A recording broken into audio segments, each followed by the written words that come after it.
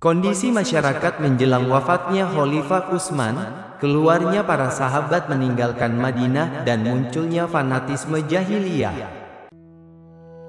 Khalifah Utsman bin Affan memiliki perbedaan karakter yang mendasar dengan Amirul Mukminin Umar bin Khattab dalam memimpin umat. Terdapat perbedaan sikap dan cara dari keduanya dalam memperlakukan rakyatnya. Amirul Mukminin Umar bin Khattab memiliki badan kuat dan kekar, dan sangat memperhatikan tanggung jawab dirinya serta bawahannya.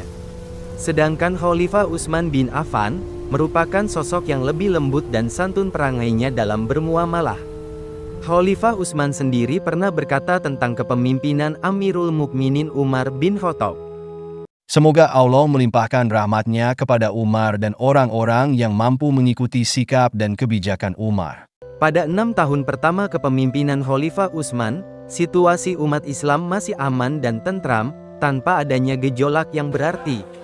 Namun, sikap Khalifah Utsman yang santun dan lemah lembut ini, disalahartikan sebagai kelemahan oleh pihak-pihak lainnya, terutama kaum fasik dan munafik. Khalifah Utsman pada akhirnya menyadari hal ini. Suatu ketika, Khalifah Utsman berbicara kepada orang-orang yang dijebloskannya ke dalam penjara. Tahukah kalian, kenapa kalian berani kepadaku? Kalian tidak akan berani melawanku kecuali karena kesantunanku. Di era Khalifah Utsman ini, muncul benih-benih pemberontakan yang membayangi pemerintahannya. Setelah melewati masa 6 tahun yang tenang, Khalifah Utsman mulai mendapatkan tuduhan-tuduhan dari kaum fasik dan munafik. Meskipun tuduhan itu tidak terbukti, Khalifah Utsman tetap enggan memerangi mereka. Dengan penuh kesantunan dan kelembutan, Khalifah Utsman berkata, "Aku mengampuni dan menerima mereka. Kami akan berusaha memberikan penyadaran kepada mereka. Kami tidak akan menjatuhkan hukuman kepada seorang pun hingga ia melakukan kejahatan dan menampakkan kekufuran." Khalifah Utsman dengan sikapnya yang lebih lunak, memberikan kelonggaran pada kebijakan yang dilarang keras pada masa Amirul Mukminin Umar bin Khattab. Ketika Umar bin Khattab didaulat sebagai Amirul Mukminin, beliau melarang para sahabat terkemuka dari kaum muhajirin Quraisy keluar dari Madinah. Hanya beberapa sahabat yang mendapatkan tugas-tugas negara yang boleh pergi, dan itu pun sifatnya sementara. Ketika para sahabat mengeluhkan kebijakan tersebut, Amirul Mukminin berkata, "Ingatlah, sesungguhnya aku menapaki Islam ini layaknya usia unta, yang dimulai dari Jadza, kemudian memasuki tahun kedua, keempat, keenam, dan kesembilan. Ingatlah, tidakkah ada yang ditunggu dari usia ke-9 tahun ini, kecuali akan berkurang atau lemah. Ingatlah, sesungguhnya Islam telah mencapai periode kejayaannya. Ingatlah, bahwasanya kaum Quraisy ingin mengambil harta Allah sebagai sumber kehidupan mereka, dan melupakan hamba-hambanya. Ingatlah apabila putra Al-Khattab masih hidup, maka hal itu tidak akan terjadi. Karena sesungguhnya aku menetapkan aturan untuk membatasi kebebasan mereka. Aku mengendalikan tenggorokan kaum Quraisy, dan membatasi mereka, agar tidak terjatuh di neraka." Saat itu, Amirul Mukminin khawatir jika mereka terpencar ke berbagai wilayah yang ditaklukkan, dan para sahabat pergi ke wilayah itu tanpa kembali lagi.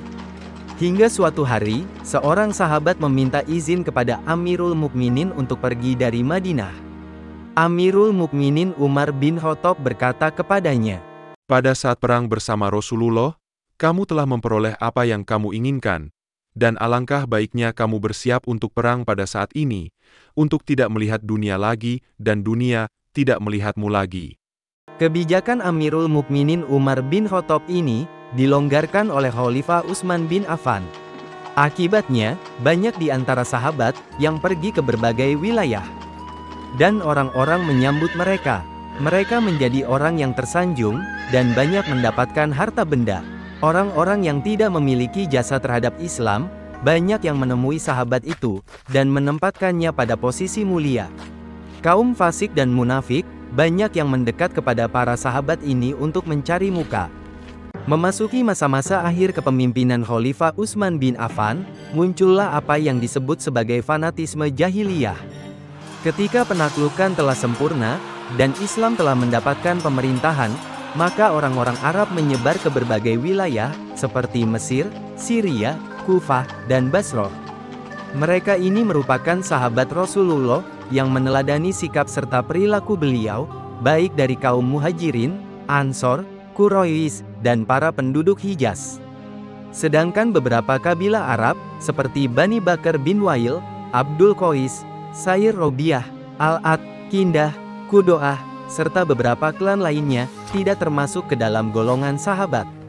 Hanya sedikit dari mereka yang mendapatkan tempat terhormat. Generasi Islam pertama, memiliki banyak jasa dan peran dalam berbagai penaklukan. Kelompok lainnya, yang bukan dari sahabat, menyadari adanya perbedaan dengan para pendahulu mereka, yang mendapatkan keutamaan dibandingkan diri mereka. Awalnya mereka mengagumi generasi era kenabian. Namun ketika era itu berakhir, mereka mulai berubah. Mereka mulai meremehkan musuh, mengagungkan kekuasaan, sifat-sifat jahiliyah mulai muncul. Bahkan, dengan dipenuhi rasa dengki, mereka mulai merasa bahwa para pemimpin dari Ansor, Muhajirin, maupun kaum Quraisy telah memusuhi mereka. Dan pada masa kepemimpinan Khalifah Utsman bin Affan, mereka mulai menunjukkan sikap-sikap memberontak terhadap Madinah. Pembangkangan dimulai dengan menyerang para pemimpin di daerah-daerah. Mereka berusaha menjatuhkan kewibawaan Khalifah Utsman, dengan melakukan tuduhan sewenang-wenang kepada para gubernur, tidak mematuhinya, dan memaksa Madinah menggantinya. Tuduhan-tuduhan semakin menguat, dan banyak provokasi yang berlangsung di kawasan yang jauh dari Madinah. Abdullah bin Sabah, seorang munafik dari Yaman, memiliki andil besar bagi munculnya berbagai provokasi ini. Masyarakat Baduy mempunyai sifat gemar berperang, sehingga mendapatkan harta melimpah dari pampasan perang atau ghanimah. Setelah Khalifah Utsman menghentikan penaklukan, maka mereka tidak lagi mendapatkan ghanimah. Mereka pun akhirnya bertanya, kemanakah ghanimah-ghanimah yang dahulu melimpah itu lenyap? Kemanakah hilangnya wilayah-wilayah yang ditaklukkan? Isu-isu miring yang provokatif menyebar. Mereka menuduh Khalifah Utsman bin Affan mempergunakan tanah-tanah wakaf untuk kepentingannya sendiri dan kelompoknya. Kaum munafik yang memiliki kelicikan, memanfaatkan berbagai situasi yang melanda umat Islam saat itu. Sosok seperti Abdullah bin Sabah, melalui kelicikannya, berhasil memanfaatkan keberadaan orang-orang Baduy yang bodoh dan suka berperang. Provokasinya berhasil mendapatkan pengikut, yaitu dari kalangan orang-orang bodoh, kaum fasik dan munafik. Abdullah bin Sabah terbukti berhasil menghimpun pengikut dari kalangan suku-suku Baduy, dari mereka yang tidak memiliki pemahaman agama secara mendasar. Melihat semakin gencarnya provokasi dan fitnah yang melanda umat Islam, maka Khalifah Utsman mengirimkan surat kepada para gubernurnya sebagai peringatan. Amma ba'du, fitnah yang tersebar di kalangan umat Islam itu dipengaruhi oleh 3 hal: dunia yang memikat, hawa nafsu yang semakin besar, dan dendam yang tersimpan. Penulis naskah Abdullah Hasan, ilustrator Didik Sunardi, pengisi suara Hilmi, musik Agusti M, editor Sultan, produser Haidar Ahmad Furqoni, diproduksi oleh Kastari Sentra Media.